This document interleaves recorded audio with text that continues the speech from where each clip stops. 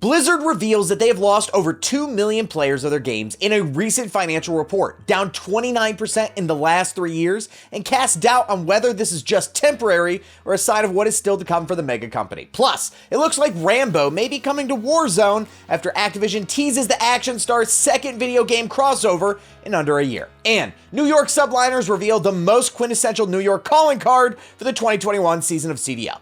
All that and more next on The Breakdown.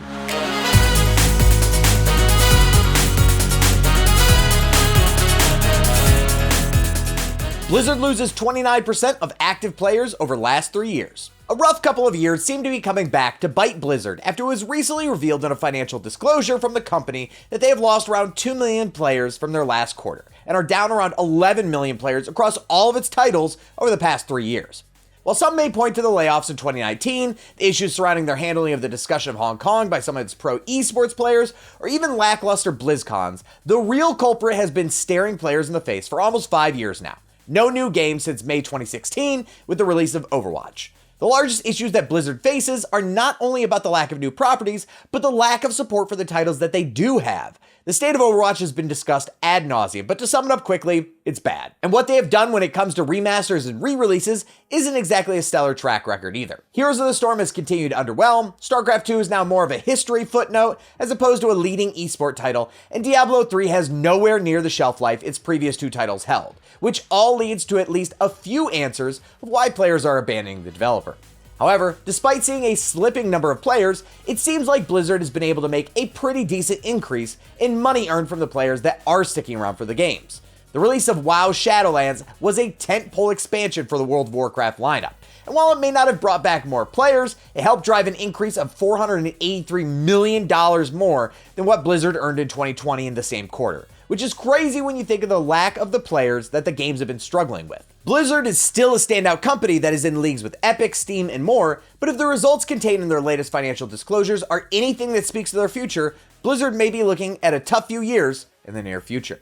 Rambo teased to be coming to Warzone. Rambo seems to be set up to be making an appearance in his second video game in under a year, after first showing up in Mortal Kombat as a character alongside RoboCop, and now possibly making an appearance in Verdansk for inclusion in Warzone. Thanks to the hashtag Warzone report, which is used to report player stats, the official Call of Duty Twitter prompted players to ask if anyone knew anything about Survivor John number 1009062. If you take a look at the player stats breakdown, they look like a pretty formidable opponent. But if you start cross-checking any of the info with some facts about the Rambo movies, you can see a bunch of easy lineups that reveal the coming of John Rambo.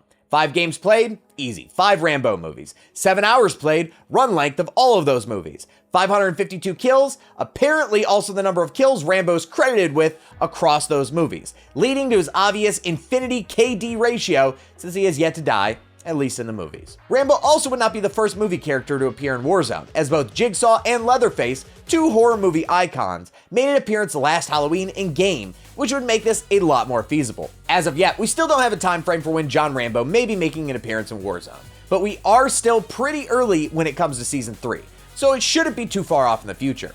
When there's finally an announcement of when he is set to show up, we'll make sure to keep you updated, so make sure to subscribe to stay in the loop.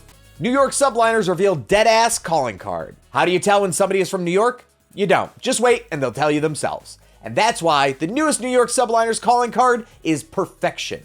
The calling card, which is a cosmetic you can unlock or purchase inside of the various Call of Duty games, has the iconic New York saying, dead-ass, emblazoned for anybody to use.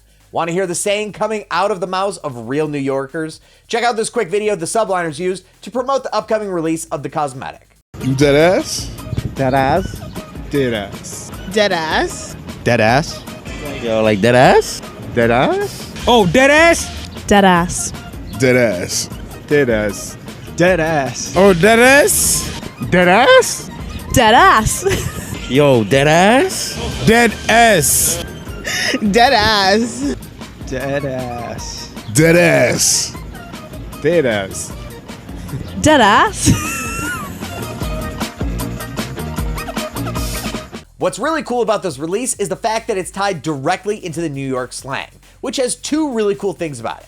First, that means that there are probably more calling cards on the way for the other professional CDL teams. And second, that it's straight from the community's mouths, showing that the Call of Duty devs are paying attention to not only their players, but the kind of inside jokes and more that already exist, like the Ego Chal and the Turn Me Up cosmetics that already exist. The Deadass calling card will be available starting May 11th at 1 p.m. You can grab it from the Call of Duty store when you log in that day. And you just have to go into the franchise store section that exists on all of the Call of Duty titles. That's it for the news today. Thanks so much for hanging out with us. We're always posting brand new content right here on our YouTube channel. But did you know that Checkpoint XP is the only syndicated radio show that talks exclusively esports and video games? Go to our website at checkpointxp.com. You can see where we're airing and if we're in a city near you. And while you're there, check out the podcast feed for the breakdown and take the esports and video game news on the go. My name's Weirdbeard, and Returnal is actually a ton of fun.